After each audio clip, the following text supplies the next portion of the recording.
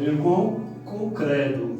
Creio em Deus Pai, Todo-Poderoso, Criador do céu e da terra, em Jesus Cristo, seu único Filho, nosso Senhor, que foi concebido pelo poder do Espírito Santo, nasceu da Virgem Maria, padeceu sob Pôncio Pilatos, foi morto, crucificado, desceu à mansão dos mortos, ressuscitou ao terceiro dia, subiu aos céus, está sentado à direita de Deus Pai Todo-Poderoso, de onde há de vir a julgar os vivos e os mortos. Creio no Espírito Santo, na Santa Igreja Católica, na comunhão dos santos, na remissão dos pecados, na ressurreição da carne, na vida eterna. Amém. Ave Maria, cheia de graça, o Senhor é convosco, bendita sois vós entre as mulheres, bendito é o fruto de vosso ventre, Jesus. Santa Maria, Mãe de Deus, rogai por nós, pecadores, agora e na hora de nossa morte. Amém. E a oração que ele nos ensinou. Pai nosso que estais no céu, santificado seja o vosso nome, venha a nós o vosso reino, seja feita a tua vontade, assim na terra como no céu. O pão nosso de cada dia nos dai hoje, perdoai as nossas ofensas, assim como nós perdoamos aqueles que têm nos ofendido, e não nos deixeis cair em tentação, mas livrai, Senhor, de todo mal. Amém, que assim seja. E os nossos merecimentos.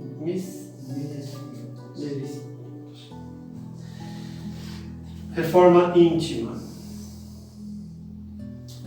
O que significa reforma íntima?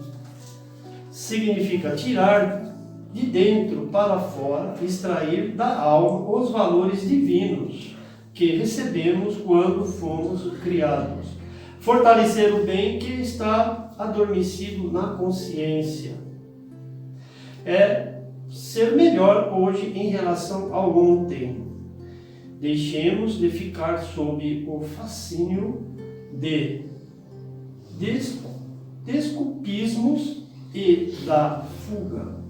Somos seres em constante evolução. Não vou fazer agora. Vou deixar para depois. Se tem que fazer agora, faz agora. Se for para pedir perdão para alguém, peça agora. Se está na oportunidade, vou deixar para depois. Aí vai acumulando aquela energia, sabe? E a coisa vira de ponta cabeça. E aí Chico Xavier nos ensinou. São 20 itens de exercício para a reforma íntima. O primeiro deles é executar alegremente as próprias obrigações. Chico Xavier. Silenciar diante da ofensa, esquecer o favor prestado, exonerar os amigos de qualquer gentileza para conosco, emudecer a nossa agressividade, não condenar as opiniões que divergem das nossas, abolir qualquer pergunta maliciosa ou desnecessária, repetir informações e ensinamentos sem qualquer azedume, treinar a paciência constante, ouvir fraternamente as mágoas dos companheiros sem biografar nossas dores, buscar sem afetação o meio de ser mais útil, desculpar sem desculpar-se, não dizer mal de ninguém, buscar a melhor parte das pessoas que nos comungam a experiência. Alegrar-se com a alegria dos outros, não aborrecer quem trabalha, ajudar espontaneamente, respeitar o serviço alheio, reduzir os problemas particulares, servir de boa mente quando a enfermidade nos fira. Essa é a reforma íntima. Chico Xavier. Eu vou falar para vocês sobre o livre-arbítrio. Com essa coisa da pandemia, se fala muito do livre-arbítrio. Então, estamos todos debaixo do mesmo teto. Não tem general lá dentro. Um escutar o outro, porque todos nós, Jesus nos deu o livre-arbítrio. Mas tem que escutar, senão não vai manter para fazer uma... Vamos escutar um ao outro e dialogar. Todos têm direitos, Todos têm direitos. Todos estão certos e todos estão errados. Então é harmonia e equilíbrio dentro do lar.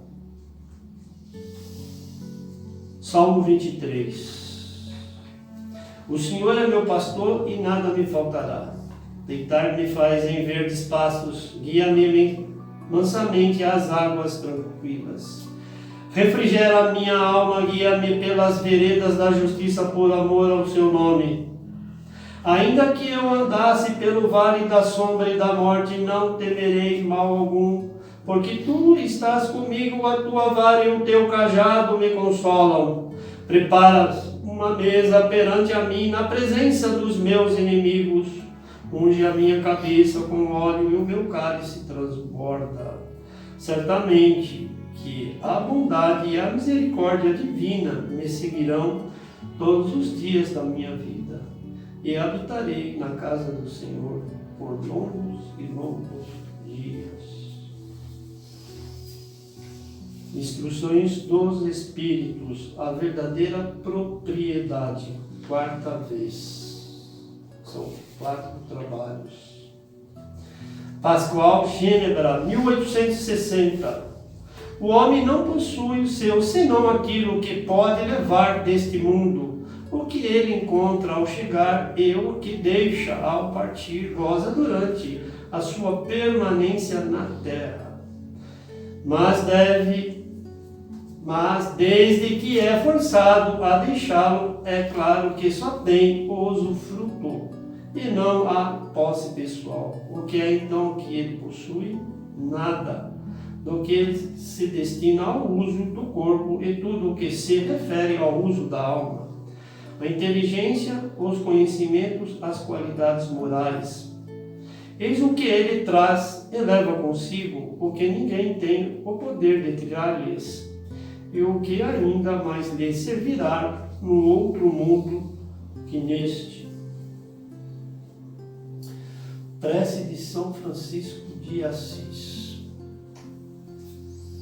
O Evangelho de hoje nós estamos dedicando a todos os lares, aos hospitais, creches, nas ruas, que está muito atribulado nas ruas, as coisas, o pessoal para usar máscara, eu não estou usando aqui, mas as pessoas estão distantes de mim, mas quando eu saio daqui eu coloco a minha máscara e faço o meu dever de casa também. Esse evangelho, a dedicação dele, não vou falar quem é especial, a dona Mitico, Francisco, Terêncio Ferraz de Jesus,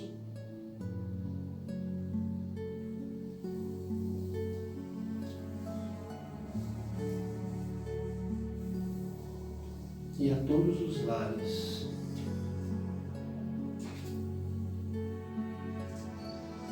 Oração de São Francisco de Assis. Senhor, fazei um instrumento de vossa paz. Onde houver ódio, que eu leve o amor. Onde houver ofensa, que eu leve o perdão. Onde houver discórdia, que eu leve a união. Onde houver dúvida, que eu leve a fé. Onde houver erro, que eu leve a verdade. Onde houver desespero, que eu leve a esperança. Onde houver tristeza, que eu leve a alegria. Onde houver trevas, que eu leve a luz. Ó Mestre, fazei que eu procure mais consolar que ser consolado, compreender que ser compreendido, amar que ser amado. Pois é dando que se recebe, e é perdoando que se é perdoado, e é morrendo que se vive para a vida eterna. Amém. Prece pelos falecidos.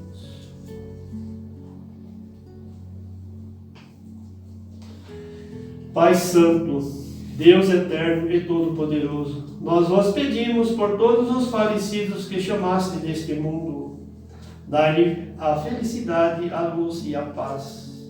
Que ele, tendo passado pela morte da matéria, participe do convívio de vossos santos na luz eterna, como prometeste a Abraão e a sua descendência. Que seu espírito nada sofra e vos digneis ressuscitá-lo com os vossos santos no dia da ressurreição e da recompensa. Perdoai-lhes os pecados para que alcance junto a vós a vida imortal no reino eterno. Por Jesus Cristo, vosso Filho, na unidade do Espírito Santo. Amém.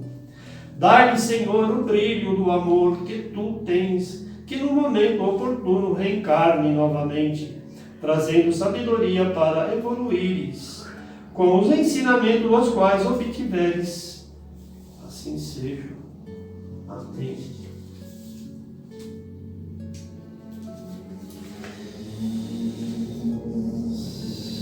Sermão da Montanha, as bem-aventuranças, e fechando o nosso trabalho de hoje. Pessoal, faz o Evangelho em casa. Precisa, você vê que está mudando, a atmosfera está mudando. Vamos jogar energias de amor, de positivismo, para que as coisas aconteçam de melhor maneira para nós, porque nós estamos sofrendo muito, demais. Então, energia positiva. Pessoal que vai assistir, na hora que estiver assistindo, abraçar os inimigos assim, não precisa ir lá abraçar assim, olha, eu perdoo.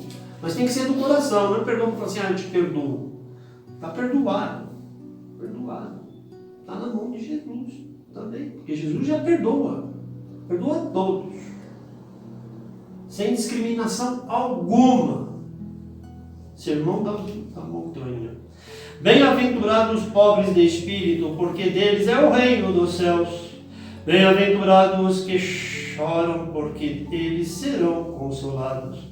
Bem-aventurados os mansos, porque eles herdarão a terra. Bem-aventurados os que têm fome e sede de justiça, porque eles serão fartos. Bem-aventurados os misericordiosos, porque eles alcançarão misericórdia. Bem-aventurados os puros de coração, porque eles verão a Deus. Bem-aventurados os pacificadores, porque eles serão chamados filhos de Deus. Bem-aventurados os que sofrem perseguição por causa da justiça, porque deles é o reino dos céus. Bem-aventurados sois vós quando vos injuriarem e perseguirem e mentindo falarem todo mal contra vós por minha causa. Exultai e alegrai-vos, porque é grande o vosso galardão no céu, porque assim perseguirão os profetas que vieram antes de vós. Eu não esqueci. Este evangelho é dedicado ao rapaz que ficou no Emílio Ribas, muito sofrido, que Jesus teve misericórdia, para que ele não tenha medo, para passar na cirurgia, para receber o rim, porque foi muitos meses lá dentro. O nome dele é Valdeir, e nós estamos vibrando por ele nesta mesa hoje, e todos os evangelhos que abrem nesta casa. E assim seja, graças a Deus. Estamos fechando com o Pai Nosso. Pai nosso que estais no céu, santificado seja o vosso nome. Venha a nós o vosso reino, seja feita a vossa vontade, assim na terra como no céu. O pão nosso de cada dia nos dai hoje, perdoai as nossas ofensas, assim como nós perdoamos aqueles que têm nos ofendido, e não nos deixeis cair em tentação, mas livrai, Senhor, do mal. Amém. Agora, teremos a participação do Padre Marcos Bicalho. Ao final de suas palavras, falarei sobre neurose. Até daqui a pouco. Eu queria começar hoje com a saudação de São Paulo, que está na segunda leitura. Que a graça do Senhor Jesus Cristo, o amor de Deus e a comunhão do Espírito Santo estejam com todos vocês. Aliás, essa é a saudação inicial da nossa missa, E linda saudação, e claro que é precedida pela evocação da Santíssima Trindade, quando a gente começa a celebração em nome do Pai, do Filho e do Espírito Santo. Amém. as pessoas todas querem entender como é que é mesmo esse negócio, 3 pessoas e uma só natureza, o que isso quer dizer, como é que é e tal. Eu acho interessante, porque cada vez fica mais difícil da gente entender isso, porque cada vez nós somos uma sociedade que menos entende a comunhão. Nós somos uma sociedade mais individualista, mais competitiva, e onde a comunhão está longe. Então, entender essa perfeita comunhão que é a Santíssima Trindade está ficando difícil para nós. Mas vamos dar alguns passos. Vamos lá, na primeira leitura de hoje, lá no livro do Êxodo, tal, lá no capítulo 34, é bacana porque Deus se faz presente. E é bacana porque com Moisés, Deus faz, olha, eu vi a aflição do meu povo. Bom, então a gente pode ter uma primeira dica aí, assim, tá, se Deus viu a aflição do povo, o povo dele é o povo aflito, e não quem os aflige, né? É o povo perseguido, e não o perseguidor. É aquele que é espoliado, e não espoliador. É aquele que é enganado, e não aquele que o engana. É o povo sofrido, e não quem o faz sofrer. Esse é o povo. E Deus então vem para salvar esse povo, concretamente na história lá com Moisés, para salvar o povo da escravidão a escravidão no Egito. E assim, e para a humanidade inteira, depois em Jesus, Deus se manifesta para libertar o povo, para a libertação do povo, aí não da escravidão do Egito, mas da escravidão da vida toda. Vem libertar o povo da miséria, da violência, do autoritarismo, da injustiça. Vem libertar o povo daquelas situações que denigrem a sua imagem de povo de Deus. E assim, queria chamar a atenção de vocês, porque lá tá bem claro, dizendo assim, lá em São João, né, no Evangelho de hoje, São João diz lá assim: Deus amou tanto o mundo que entregou o seu Filho único, para que todo que nele crê não pereça e tenha a vida eterna. É isso. É esse Jesus Cristo que vem então para essa libertação total. E a gente viu então esse Pai que quer estar na história com todos, a presença de Jesus que faz essa libertação integral. E lá no finzinho do Evangelho de Lucas, né, Jesus coloca para os discípulos: eu vou enviar vocês o Espírito Santo, que vai se manter com vocês para sempre. E no finalzinho do Evangelho de Mateus, é Mateus que diz: e vocês vão por aí evangelizando, mostrando as coisas que Jesus fez e batizando em nome do Pai, do Filho e do Espírito Santo. Assim, são passagens, né, simplesmente geniais. Está lá no Evangelho de Mateus: ide, portanto, fazei que todas as nações se tornem discípulos, e batizando-as em nome do Pai, do Filho e do Espírito Santo, e ensinando-as a observar tudo que eu vos ordenei. Eu vou estar convosco todos os dias, até a consumação dos séculos. Então, daí a caracterização dessas 3 pessoas. O Pai, sempre presente, desde o sempre, aquele que quer estar no meio do povo, que se faz presente e que se concretiza na história dos judeus, nesse diálogo com Moisés. Jesus que vem para a humanidade inteira. Deus amou tanto o mundo todo, todos vocês, todos nós, que manda o seu Espírito. E Jesus que na despedida fala: olha, como o Pai prometeu, vem o Espírito Santo. E é com ele que vocês vão evangelizar por aí, que vocês vão ter força e energia para caminhar. Então por que continua tão difícil da gente entender essa trindade, a unidade que tem nessa trindade? Porque eu vejo, por exemplo, os protestos lá nos Estados Unidos. Vidas negras importam. Eu não posso respirar. E penso, sei lá, nos Estados Unidos está tão longe de mim. Eu não tenho nada com isso. Eu vejo as filas de famintos na porta do Instituto de Menores ou de tantos lugares por esse Brasil, procurando ranchos, e penso, meu freezer está cheio, minha despensa tem comida, eu não tenho nada com isso. Eu vejo destruírem a natureza, aproveitarem a pandemia para tentar aprovar leis que favorecem aqueles que estão destruindo a natureza pela ganância, e digo, eu não tenho nada com isso, está longe de mim, não moro na Amazônia, sei lá o que, tá.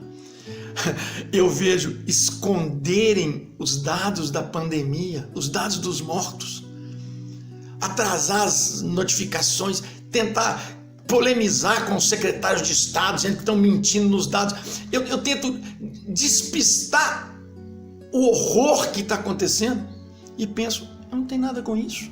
Na minha família não tem ninguém doente. Eu vejo se armarem milícias pelas ruas da cidade para defender o autoritarismo e penso, eu não tenho nada com isso, não é no meu bairro. Mas é interessante, porque para nós cristãos isso é um problema muito grave, porque isso é o único pecado que, conforme Jesus, não tem perdão. É interessante, né? É o único pecado que para Jesus não tem perdão, é o pecado contra o Espírito Santo. Aí vamos lá, Evangelho de Marcos, lá no capítulo 3, lá no finalzinho, lá pelo versículo 29, diz assim, aquele que blasfemar contra o Espírito Santo não terá remissão dos seus pecados, nunca. Aquele que blasfemar contra o Espírito Santo não vai ter remissão dos pecados, nunca. Uai, mas e o que é blasfêmia contra o Espírito Santo? O Espírito Santo é o espírito da missão, é o espírito da união, é o espírito da coparticipação, da corresponsabilidade entre nós. Então, enquanto eu estiver achando na minha religiãozinha que eu comungo, eu faço terço, eu faço novena, e sei lá o quê, e eu estiver rezando ainda, Pai meu que está no céu, não tenha entendido ainda a oração de Jesus, que o Pai é nosso, enquanto eu não conseguir entender isso, a blasfêmia contra o Espírito Santo está aí. E aí não adianta, né? Mateus 25 tão lindamente diz lá assim, Senhor, quando é que eu te vi com fome? Quando é que eu te vi em dificuldade e não te atendi, Senhor? Aí não adianta mais, porque já teremos blasfemado contra o Espírito Santo. Então, digo para você assim, quando é mesmo que nós vamos entender o mistério da Santíssima Trindade? Provavelmente quando a gente conseguir resolver um primeiro mistério que está mais perto de nós, que não é de 3 pessoas em um, é de 2 pessoas em um. Quando eu conseguir me colocar no lugar do outro.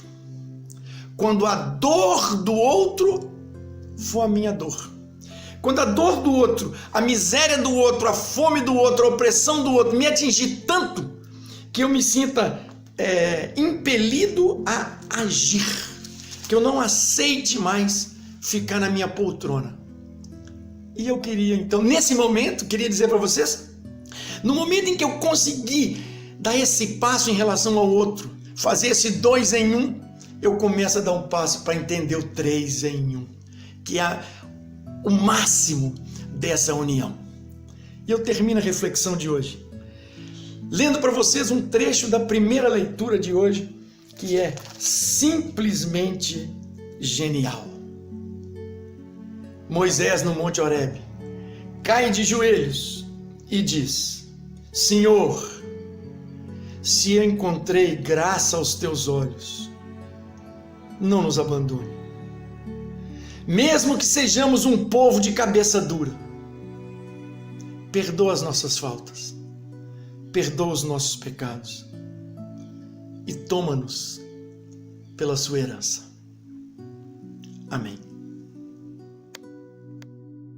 Lindas palavras, Padre Marcus. Muito obrigado por nos conceder a honra de sua participação. A Casa Apometria José Arimateia e o Sr. André agradece. Agora falarei sobre neurose. Em se tratando de décadas e até atualmente, o surgimento com certeza o aumento expressivo em seu decurso, as pessoas que sofrem dos nervos, o que chamamos no jargão psicológico de neuróticas. O que desencadeia em problemas existenciais provocados por desequilíbrios ou desarmonias funcionais do sistema nervoso. Muitos estudiosos confundem o neurótico com o desequilibrado, no seu modo de pensar e sofrer de manias, tais como dores de cabeça ou até mesmo dores nos calos dos pés. Em geral, as pessoas a quem vulgo chama desequilibradas, são as que os médicos especialistas denominam de psicopatas ou melhor psicóticas, cujo apresentam graus de alterações mentais crônicas, muitas vezes despercebidas socialmente, atribuídos ao grande número de neuróticos.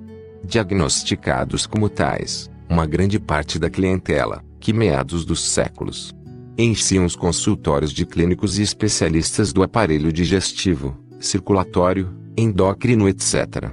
Atualmente consultam-se em consultórios dos neurologistas, psiquiatras, psicanalistas em geral, dos psicoterapeutas.